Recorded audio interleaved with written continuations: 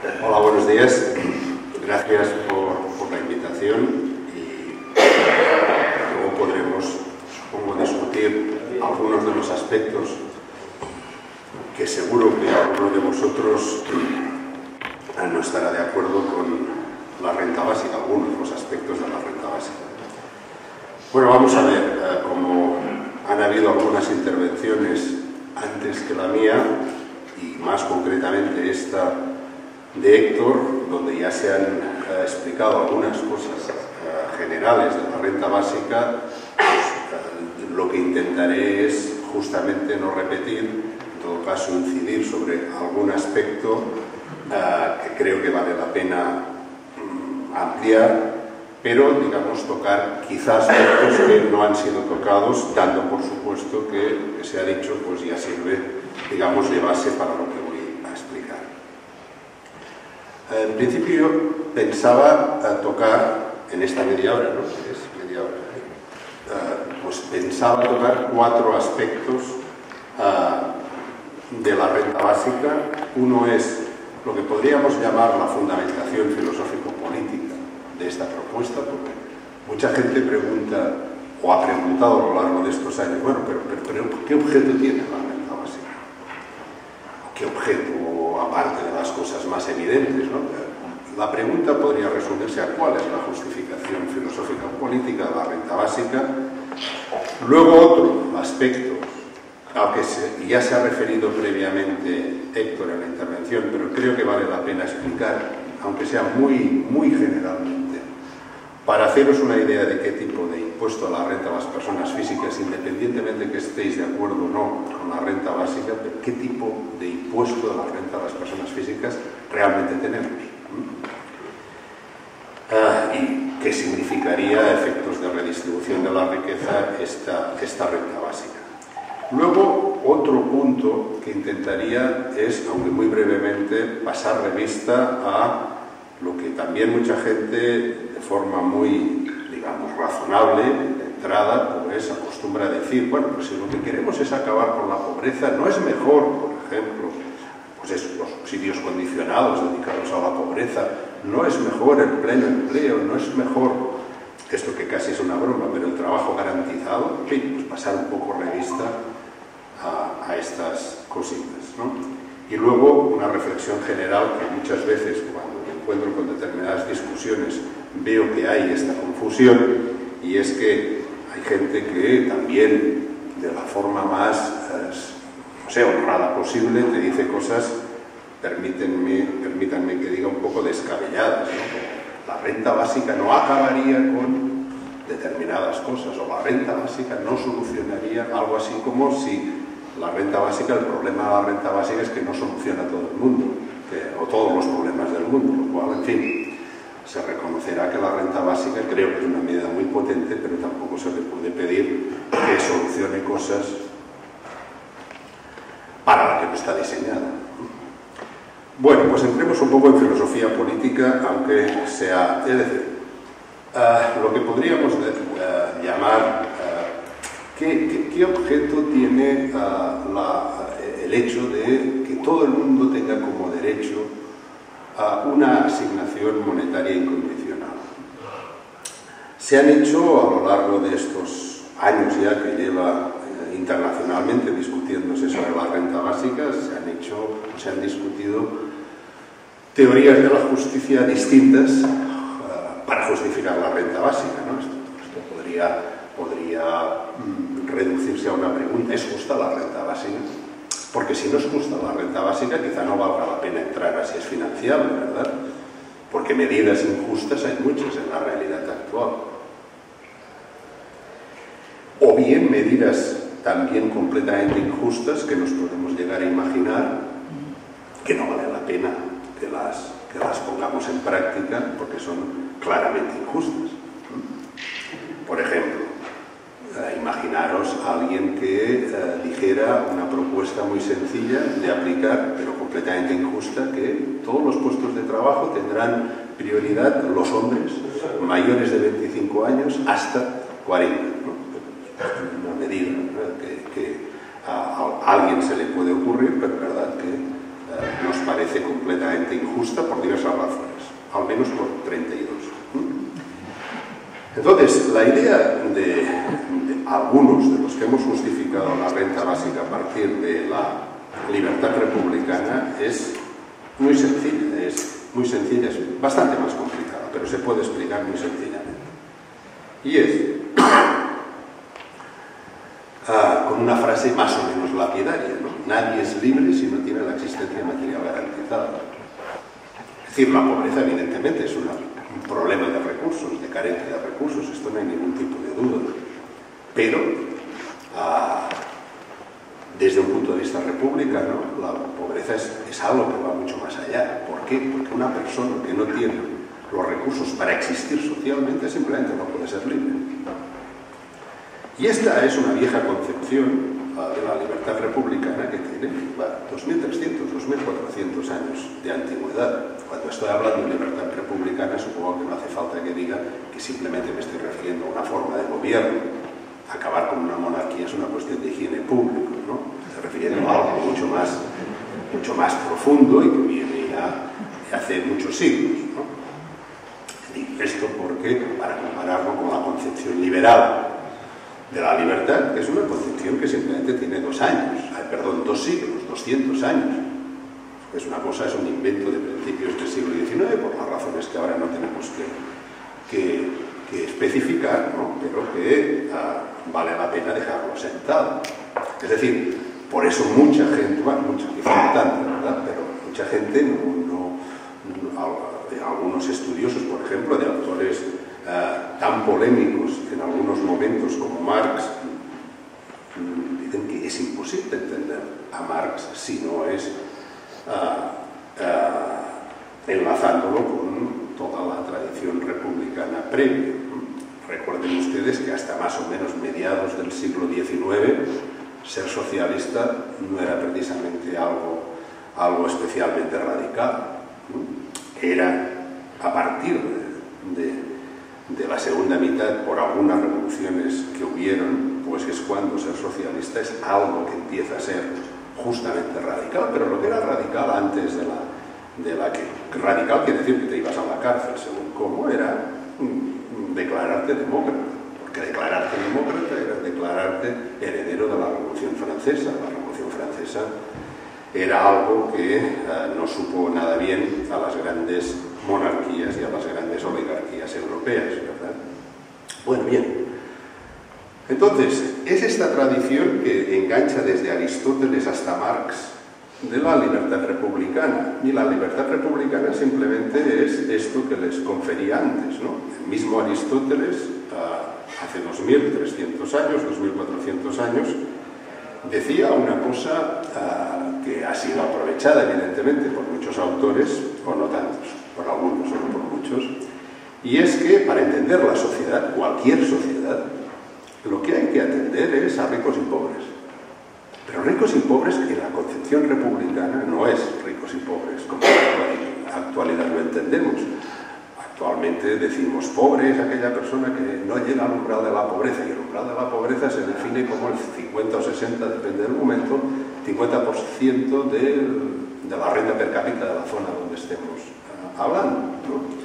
Entonces, un pobre se toma desde un punto de vista estadístico, ¿no? Está bien porque sirve efectivamente para hacer cálculos y para hacer propuestas como la renta básica, pero desde un punto de vista republicano, el pobre y el rico era una concepción mucho más sólida. Y la concepción sólida se puede resumir de esta manera: pobre es aquel que no tiene la existencia material garantizada. No quiere decir un homeless, un pobre.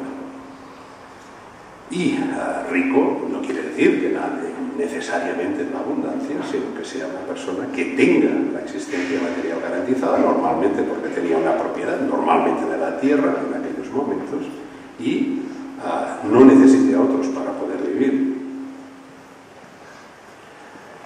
Entonces, haciendo un pequeño salto, los que hemos justificado republicanamente la renta básica lo hemos justificado desde este punto de vista, es decir, la renta básica sería, en una economía monetaria de principios del siglo XXI, pues sería una especie de, o directamente, la condición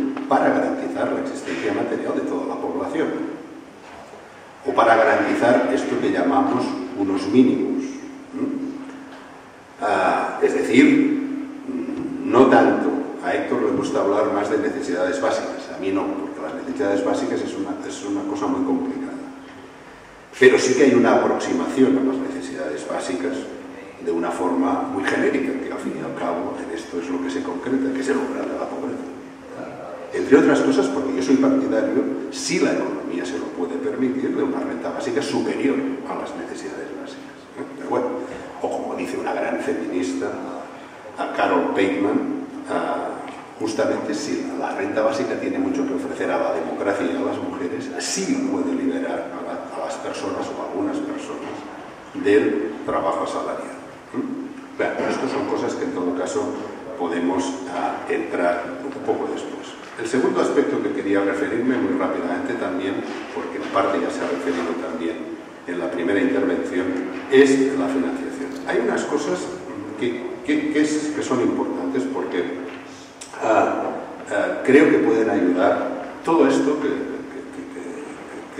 les voy a referir, una parte muy pequeña que voy a referir, está en Internet, es decir, que pueden acceder libremente con todo tipo de detalles y por lo tanto no vale la pena que me encalle, ¿no? Y es la idea muy simple de l'IRPF, hacer mediante una reforma del IRPF una redistribución de la renta del 20% más rico de la población al otro 80%. Es decir, más o menos lo contrario de lo que se ha ido haciendo a lo largo de los últimos años. Evidentemente, el IRPF es una forma de financiación porque nosotros disponíamos de, como se ha dicho, 2 millones de IRPFs distribuidos por el conjunto del Reino de España, y por lo tanto era una muestra significativa. Y por lo tanto era como si tuviéramos todos los IRPFs del Reino. Por lo tanto, a partir de estos datos, nosotros queríamos hacer una financiación de la renta básica, pero pueden haber, y estamos publicando cosas de otras fuentes de financiación de una renta básica. No hay ningún tipo de duda. Una de ellas sería, por ejemplo, la elusión fiscal. Pero es para que hicimos un ejercicio, lo que podríamos llamar de realismo económico, más que nada para que no tener críticas de estas fáciles según la cual, oh, claro, es que ustedes sacan dinero de aquí, de allá y de más allá, y por lo tanto, claro, así sí que se puede financiar la renta básica. Por ejemplo, no sacábamos un céntimo absolutamente de nada, de lo que ya se recoge. Es decir, no financiamos la renta básica gracias a que sacábamos cosas de lo que se, excepto una parte muy concreta que son las asignaciones monetarias inferiores a la renta básica, por una razón obvia. Quiero decir que no sacábamos nada ni de la financiación de la Casa Real, ni de la financiación del Ejército, nada. Por supuesto, de la seguridad, de la sanidad y de la educación pública, menos. Por eso duele oír a alguien que más o menos, no sé por qué, pasa por listo, que te digan de que con la renta básica lo que queréis es acabar con el estado de bienestar. Y chorradas así. Es decir, no solamente, teóricamente, no queríamos acabar ni con el estado de bienestar ni con los borbones, lo cual ya es mucho suponer, pero en un ejercicio de realismo y ánimo económico no tocábamos ni un céntimo. Pero una de las cosas que es importante que se sepa es el IRPF que tenemos actualmente. Porque esto es independiente de que estén de acuerdo, ¿no?, con la renta básica. ¿Por qué? Porque es un IRPF que es casi regresivo. Casi regresivo quiere decir, esto es una cosa que es muy complicada de hacer, pero es muy fácil de explicar. Todo el mundo conoce lo que es el índice de Gini, si no lo recuerdo, va de 0 a 1, si se acerca a 0 pues es más igualitaria la distribución de la renta, si se acerca a 1 es menos igualitaria la distribución de la renta. Bueno, bien, entonces, antes del IRPF se puede simular cuál es el coeficiente Gini, y nosotros, estoy hablando de memoria, pero creo recordar que lo situábamos en 0,41. Bueno, bien. Después del IRPF baja a 0,36. Es decir, no baja casi nada. Es cierto que baja, es decir, en este caso hacia cero, lo cual está bien, pero ¿por qué baja tan poco? Pues porque hay partidas, algunas de las cuales se han citado, que son regresivas, es decir, que favorecen a las rentas más altas. Por ejemplo, no todo el mundo se puede permitir un plan de pensiones, ¿verdad? Y el plan de pensiones permite hacer grandes desgravaciones, ¿no? Incluso desglosamos partida por partida de las desgravaciones y deducciones que hay, a ver cuáles son mínimamente progresivas y mínimamente o máximamente regresivas. En cambio, después de lo que proponemos, que es una renta básica igual al menos al umbral de la pobreza, y mediante la reforma que hacíamos en el IRPF, el índice de Gini bajaba a 0,25. Es decir, de 0,41 a 0,36 en el IRPF, pero de 0,41 sin el IRPF bajaba con nuestra propuesta 0,25. 0,25, para que se hagan una idea, son los niveles de Suecia, de Dinamarca y de Finlandia. Centésima, que no décima, centésima arriba, centésima abajo. Es decir, lo que provocábamos es una gran redistribución de la riqueza. Una gran redistribución de la riqueza, pero también hay que ver un par de cosas, un par de cosas del actual IRPF que son muy importantes. Porque nosotros partíamos, como he dicho, de 2 millones de IRPF realmente existentes. No lo que dice la gente que declara, sino lo que la gente realmente declaraba. Que esto es distinto. Este IRPF hace que una persona que cobre más de 55.000 euros al año esté considerada el 5% más rico de la población. Supongo que ya se han hecho una rápida idea de que esto es una barbaridad. Esto significa, por ejemplo, que un catedrático de universidad pública con un tiempo determinado de antigüedad forma parte del 5% más rico de la población. Y ha habido gente que ha criticado nuestra reforma precisamente por decir, ataca a las clases medias. A ver si nos entendemos. O sea, nosotros partimos del IRPF que hay. Es evidente que un catedrático de universidad objetivamente no es cierto que sea el 5% más rico. Pero si forma parte del 5% más rico es porque los más ricos están completamente, bueno, o una gran parte de sus fortunas están fuera del IRPF. Con lo cual, si todo esto se diera en unas condiciones razonables, es decir, ya no digo que nadie defraudara, cosa que esto es casi imposible dado que hay tantas facilidades, bueno, pues si hubiera una lucha realmente consecuente con esto, bueno, pues en todo caso un catedrático de universidad quizás sería el 20% más rico, o sea, la segunda de fila, pero no el 5%, porque también sabemos cosas, haciendo caso de Susan George, que dice que todo el mundo se preocupa de los pobres como si los pobres tuvieran que comer tesis doctorales o informes para pobres, que nos preocupemos también de los ricos, ¿no? Y para preocuparnos de los ricos es muy bueno mirar los informes de la Banca Internacional que se dedica a los ricos, que son sus clientes, y no hablan mal de los ricos. Por lo tanto, son informaciones interesantes porque no están hechos por extremistas ni por rojos sobre los ricos, sino están hechos por la gran banca. Y uno de los datos que sabemos, gracias a uno de los informes de la gran banca, es que hay 21 hombres y mujeres, no sabemos cuáles, aunque algunos nos los podemos imaginar, que tienen una riqueza igual al 5% del Producto Interior Bruto del Reino de España. Solo 21 personas, no 21 docenas, 21. Bueno, pensemos lo que significa esto en cuanto a posibilidad de financiar una renta básica más allá de la reforma de IRPF. O pensemos si una parte se pudiera realmente perseguir de estos 40 o 50.000 millones que sabemos que cada año emigran del Reino de España para ir a los paraísos fiscales. Estamos hablando de tonterías. Tonterías, digo, de cara a financiar la renta básica.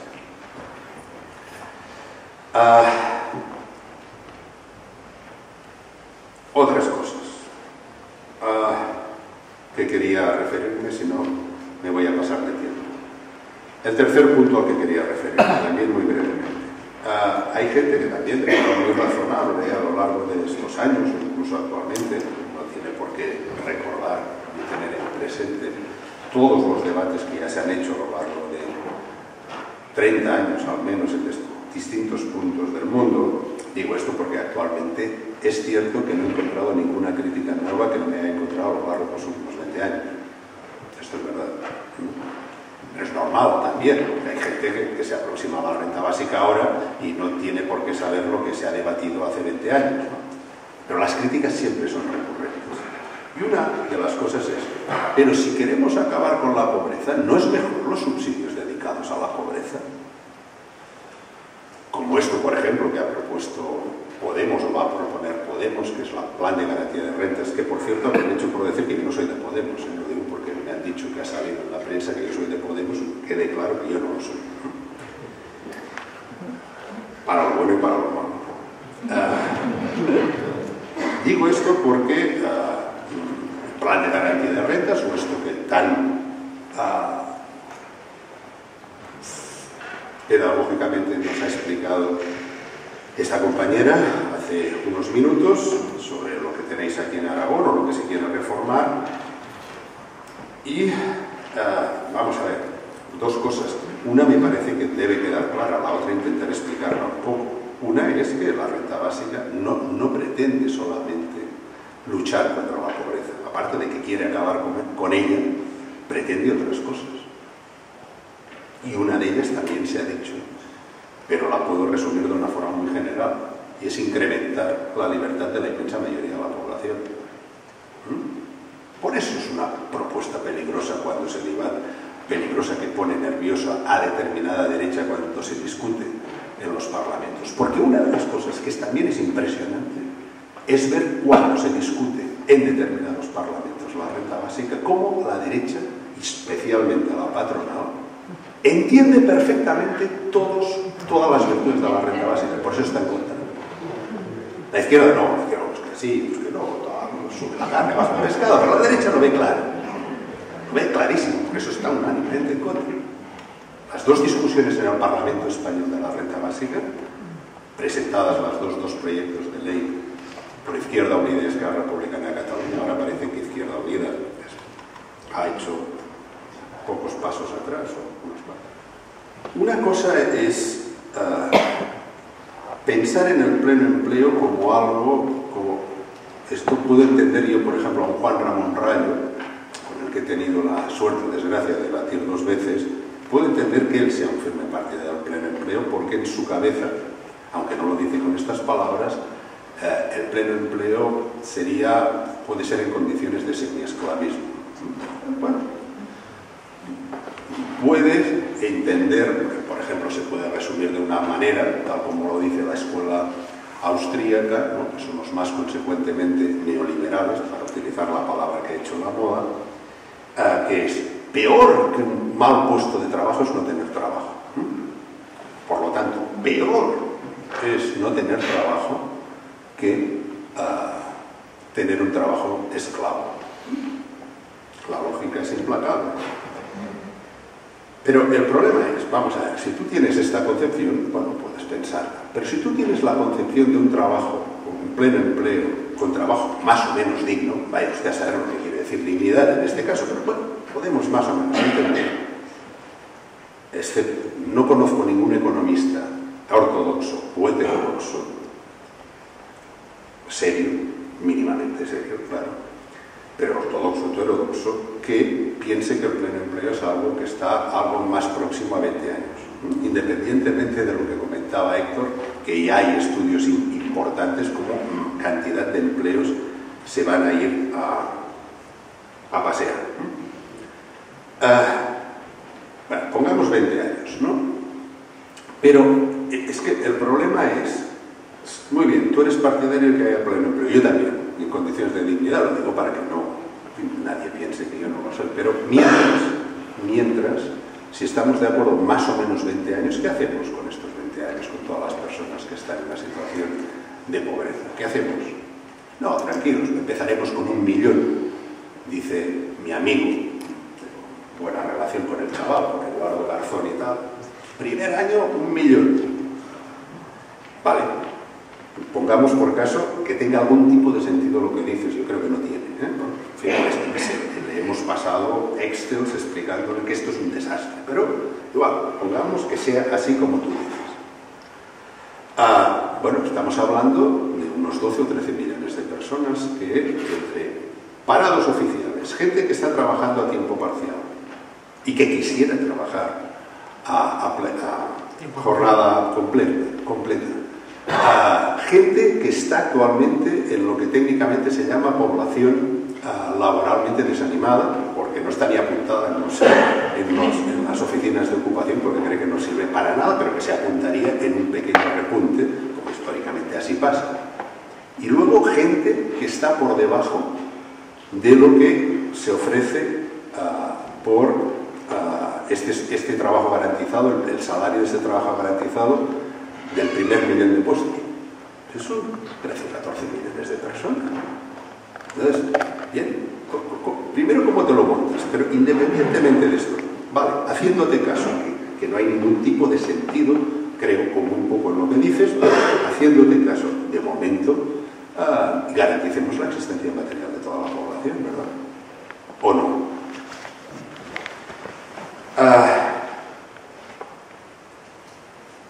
Finalmente,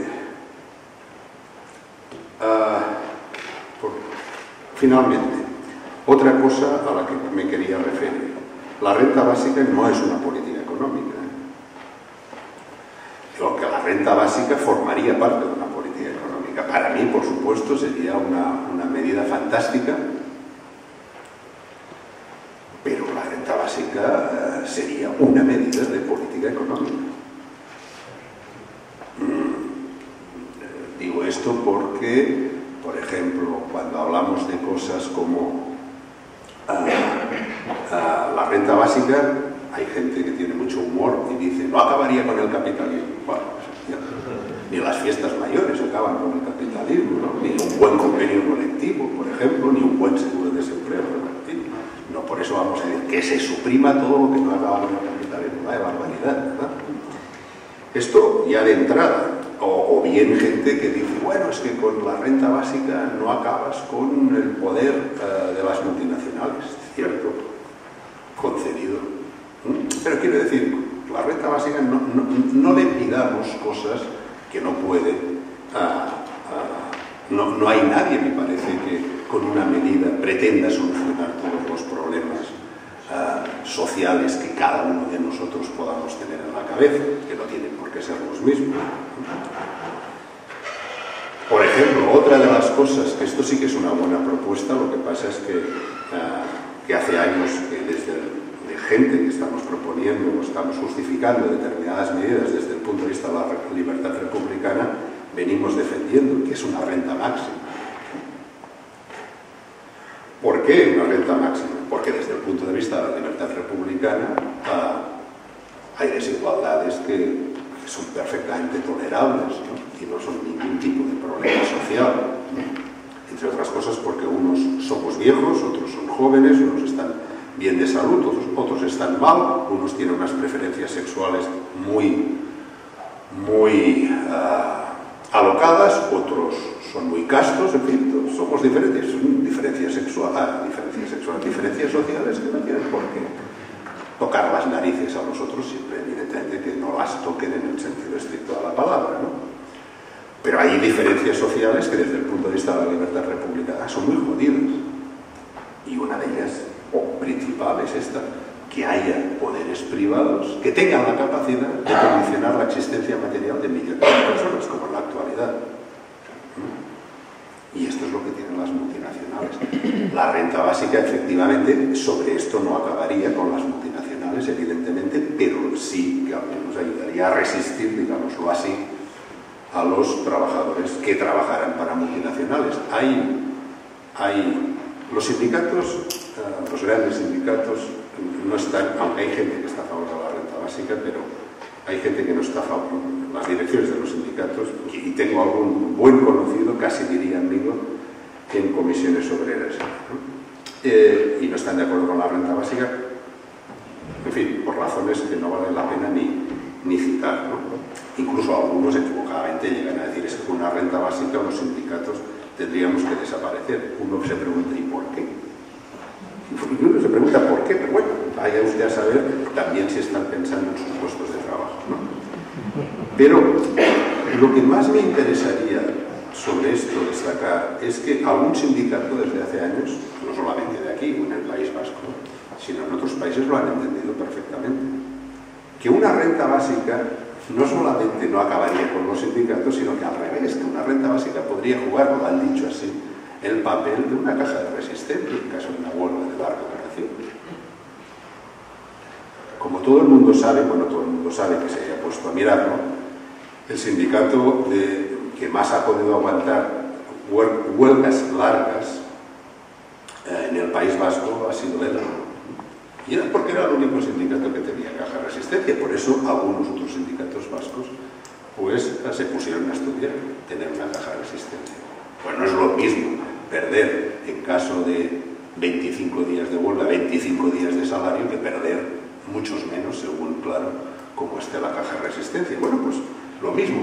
Por eso, y con esto acabo, es cuando les decía que la patronal lo tiene clarísimo el potencial de la renta básica, porque la anécdota que he explicado más de una y más de dos y más de tres veces es aquella con la cual me tuve que coincidí en un programa de radio hace ya muchos años, al menos 15 y 16, con un dirigente de la patronal catalana, que como ustedes saben es una de las patronales más duras del mundo, y estábamos hablando sobre la renta básica. También estaban invitados los sindicatos no se enteraban de nada y sobre esto no vale la pena ni entrar.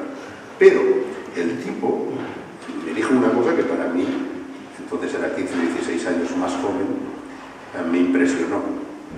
Y luego me lo han repetido otros, pero con distintas palabras, pero con la misma idea. Y el tipo me dijo, no en la radio, sino luego fuera de... O sea, no nos estaban grabando, no nos estaban emitiendo, ¿no? Y el tío dijo, no, si esto de la renta básica no es una cuestión de dinero, seguramente hacemos números y sabe. El problema de la renta básica es que los trabajadores tendrían un poder de negociación que no tienen ahora. ¿Para qué se lo vamos a dar? Lo entienden ellos, los sindicatos no. Es curioso, pero... Bueno, yo creo que con esto ya tenemos para discutir un poco.